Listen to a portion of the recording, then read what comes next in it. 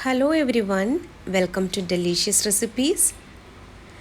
ഇന്ന് നമുക്ക് മുംബൈ സ്റ്റൈൽ തവ പുലാവ് ഉണ്ടാക്കിയാലോ? അപ്പോൾ ഇതിന് ആവശ്യമായിട്ടുള്ള ചേരുവകൾ എന്തൊക്കെയാണെന്ന് നോക്കാം. ഒരു സവാളയും ഒരു ചെറിയ ക്യാപ്സിക്കം വളരെ ചെറുതായിട്ട് അരിഞ്ഞു വെച്ചിരിക്കുകയാണ്. 2 പച്ചമുളകും ഓരോ ടീസ്പൂൺ വീതം ഇഞ്ചി വെളുത്തുള്ളി പേസ്റ്റും എടുത്തിട്ടുണ്ട്.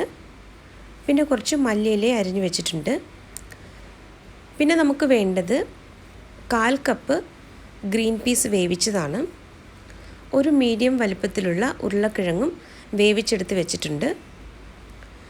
3 മീഡിയം വലിപ്പത്തിലുള്ള തക്കാളിയാണ് ഇവിടെ അരിഞ്ഞെടുത്ത് വെച്ചിരിക്കുന്നത്.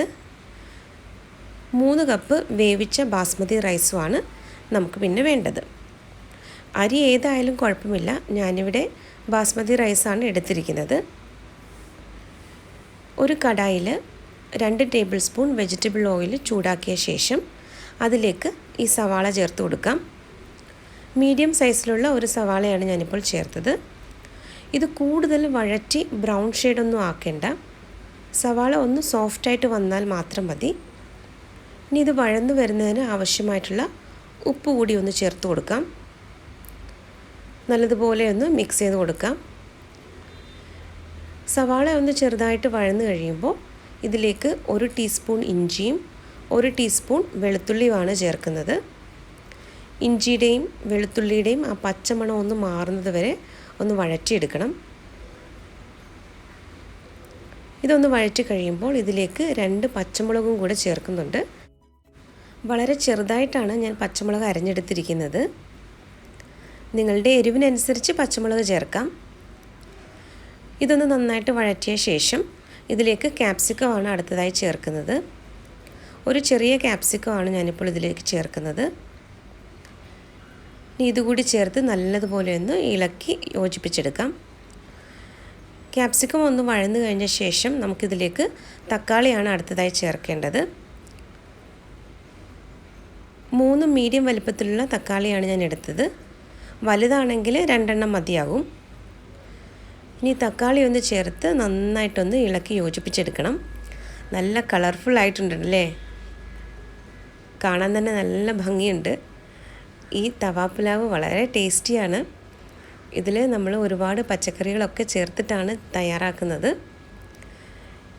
ഈ തക്കാളി ഒന്ന് വഴന്ന് വരാനായിട്ട് ഒരു 3-4 മിനിറ്റ് എടുക്കും. അപ്പം നമുക്കിതൊന്ന് അടച്ച് വെച്ചിട്ട് വേവിച്ചെടുക്കാം. ഇപ്പോൾ ഒരു 4 മിനിറ്റ് കഴിഞ്ഞിട്ടുണ്ട്.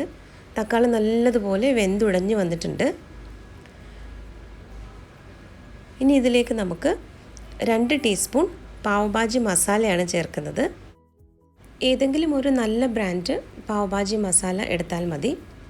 ഇപ്പോൾ എല്ലാ സൂപ്പർ മാർക്കറ്റുകളിലും ഈ പാവ് ഭാജി മസാല അവൈലബിൾ ആണ്. ഇനി ഇത് നന്നായിട്ടൊന്ന് മിക്സ് ചെയ്തെടുക്കണം. മുംബൈയിലെ പാവ് ഭാജി സ്റ്റോളിൽ വലിയ തവയുണ്ടാവും. ആ തവയിലാണ് ഈ പുലാവ് ഉണ്ടാക്കുന്നത്. പാവ് ഭാജിയിൽ ചേർക്കുന്ന എല്ലാ വെജിറ്റബിൾസും ഈ പുലാവിലും ഉണ്ടാവും. ഇപ്പോൾ ഈ പാവ് ഭാജി മസാലയുടെ നല്ലൊരു ഫ്ലേവർ വരുന്നുണ്ട്. അപ്പോൾ 2 ടീസ്പൂൺ തന്നെ പാവ് ഭാജി മസാല ചേർക്കണം. ഇനി കുറച്ച് ഉപ്പ് കൂടി ഞാൻ ചേർക്കുന്നുണ്ട്. ഞാൻ അരി വേവിച്ചെടുത്തപ്പോൾ ഉപ്പ് ചേർക്കാതെയാണ് വേവിച്ചെടുത്തിരിക്കുന്നത്. അപ്പോൾ അത് കണക്കാക്കിയിട്ടുള്ള ഉപ്പ് ചേർത്ത് കൊടുക്കണം. തലേ ദിവസത്തെ ചോറ് ബാക്കി ഫ്രിഡ്ജിലിരിപ്പുണ്ടെങ്കിൽ ഇതുപോലെ നമുക്ക് പെട്ടെന്ന് തന്നെ തവ പുലാവ് തയ്യാറാക്കിയെടുക്കാം. ഇനി ഇതിലേക്ക് ഞാൻ 1/4 കപ്പ് വേവിച്ച ഗ്രീൻ പീസാണ് ചേർത്തത്. ഇനി ഗ്രീൻ പീസും കൂടെ ചേർത്ത് ഈ മസാലയുമായിട്ട് നന്നായിട്ടൊന്ന് മിക്സ് ചെയ്തെടുത്ത ശേഷം ഉരുളക്കിഴങ്ങാണ് ചേർക്കാനുള്ളത്. ഒരു ഉരുളക്കിഴങ്ങ് വേവിച്ചതാണ് ഇപ്പോൾ ചേർക്കുന്നത്. ഇനി ഇത് നന്നായിട്ടൊന്ന് ഇളക്കി കൊടുക്കാം.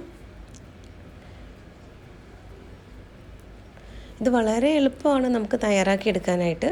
കൂടുതൽ കറികളൊക്കെ തയ്യാറാക്കാൻ മടിയുള്ള ദിവസങ്ങളിൽ ഇതുപോലെ നമുക്ക് തവ പുലാവ് തയ്യാറാക്കിയെടുക്കാം. ഇനി ഇതിലേക്ക് 1/2 ടീസ്പൂൺ മുളക് പൊടിയാണ് ഞാൻ ചേർത്തത്. നിങ്ങളുടെ എരിവിനനുസരിച്ച് മുളക് പൊടിയൊക്കെ ചേർക്കാം. അപ്പോൾ നമ്മളിതിൽ ആകെ 2 പൊടികളാണ് ചേർക്കുന്നത്. 2 ടീസ്പൂൺ പാവ് ഭാജി മസാലയും 1/2 ടീസ്പൂൺ മുളക് പൊടിയുമാണ് ആകെ ചേർക്കുന്നത്. ഇനി ഇതിലേക്ക് വേവിച്ച് വെച്ചിരിക്കുന്ന ചോറാണ് ചേർക്കുന്നത്. ഇത് തലേ ദിവസത്തെ ബാക്കി വന്ന ചോറാണ്, ഫ്രിഡ്ജിൽ വെച്ചിരുന്നതാണ്. ഞാനിപ്പോൾ ബാസ്മതി റൈസാണ് ചേർക്കുന്നത്. ഇത് 3 കപ്പ് ബാസ്മതി റൈസ് ഉണ്ട്. അരി ഏതായാലും കുഴപ്പമില്ല, ബാസ്മതി റൈസ് തന്നെ വേണമെന്ന് നിർബന്ധമില്ല. ഏതരി വേണമെങ്കിലും ഇതിന് ഉപയോഗിക്കാം. ഇനി മസാലയുമായിട്ട് നന്നായിട്ട് ഈ ചോറൊന്ന് മിക്സ് ചെയ്തെടുക്കണം. ഞാനിപ്പോൾ ലോ ഫ്ലെയിമിലാണ് വെച്ചിരിക്കുന്നത്. ഇനി നന്നായിട്ടൊന്ന് മിക്സ് ചെയ്തെടുക്കണം. നല്ല ഫ്ലേവർ വരുന്നുണ്ട്. ആ പാവ് ഭാജി മസാലയുടെ നല്ലൊരു ഫ്ലേവറാണ് ഇപ്പോൾ ഈ കിച്ചണിൽ. അപ്പോൾ വ്യത്യസ്തമായിട്ട് എന്തെങ്കിലുമൊക്കെ ഒന്ന് ചെയ്യണമെന്ന് തോന്നുമ്പോൾ ഇതുപോലെ ഒരു തവാ പുലാവ് ഉണ്ടാക്കി നോക്കൂ. തീർച്ചയായും നിങ്ങൾക്ക് ഇഷ്ടമാകും. ഈ ഒരു പുലാവ് കഴിക്കുന്നതിന് പ്രത്യേകിച്ച് കറികളൊന്നും ആവശ്യമില്ല. ഒരു റൈത്ത ഉണ്ടെങ്കിൽ അടിപൊളിയാകും. ഇനി നമുക്ക് കുറച്ച് മല്ലിയില കൂടി ഒന്ന് ചേർത്ത് കൊടുക്കാം. ഈ മല്ലിയിലയും കൂടെ ചേർത്തിട്ടൊന്ന് നന്നായിട്ടൊന്ന് ഇളക്കി യോജിപ്പിച്ചെടുക്കാം. അതിനുശേഷം നമുക്കിതൊന്ന് അടച്ച് വെക്കണം. ലോ ഫ്ലെയിമിൽ ഒരു 3 മിനിറ്റാണ് ഞാനിവിടെ ഇത് അടച്ച് വെക്കാൻ പോകുന്നത്. ഈ ചോറിൽ ഇപ്പോൾ ചേർത്ത മല്ലിയിലയുടെയും ആ പാവ് ഭാജി മസാലയുടെയും ഒക്കെ ഫ്ലേവർ നന്നായിട്ട് പിടിക്കുന്നതിന് വേണ്ടിയിട്ടാണ് ഈ 3 മിനിറ്റ് നമ്മളിങ്ങനെ അടച്ച് വെച്ചത്. ഇപ്പോൾ 3 മിനിറ്റ് കഴിഞ്ഞിട്ടുണ്ട്. ഞാൻ ഫ്ലെയിം സ്വിച്ച് ഓഫ് ചെയ്യുകയാണ്. ഇത് നന്നായിട്ടൊന്ന് മിക്സ് ചെയ്തെടുത്ത് കഴിഞ്ഞാൽ നമ്മുടെ ടേസ്റ്റി ആയിട്ടുള്ള തവാ പുലാവ് ഇവിടെ റെഡിയായി കഴിഞ്ഞു. വളരെ എളുപ്പമല്ലേ ഈ മുംബൈ സ്റ്റൈൽ തവാ പുലാവ് ഉണ്ടാക്കാൻ. അപ്പോൾ എല്ലാവരും ഇതൊന്ന് ട്രൈ ചെയ്ത് നോക്കൂ. ട്രൈ ചെയ്ത് നോക്കിയിട്ട് ഫീഡ്ബാക്ക് കൂടി അറിയിക്കാൻ മറക്കരുതേ.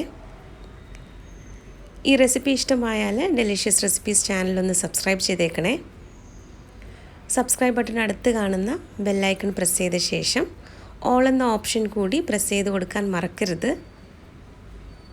അപ്പോൾ ഞാനിതിവിടെ ഒരു സെർവിങ് പ്ലേറ്റിലേക്ക് മാറ്റുകയാണ്. മുംബൈ സ്റ്റൈൽ തവാ പുലാവ് എല്ലാവർക്കും ഇഷ്ടമായെന്ന് കരുതുന്നു. അപ്പോൾ മറ്റൊരു നല്ല റെസിപ്പിയുമായിട്ട് വീണ്ടും വരാം. Thank you.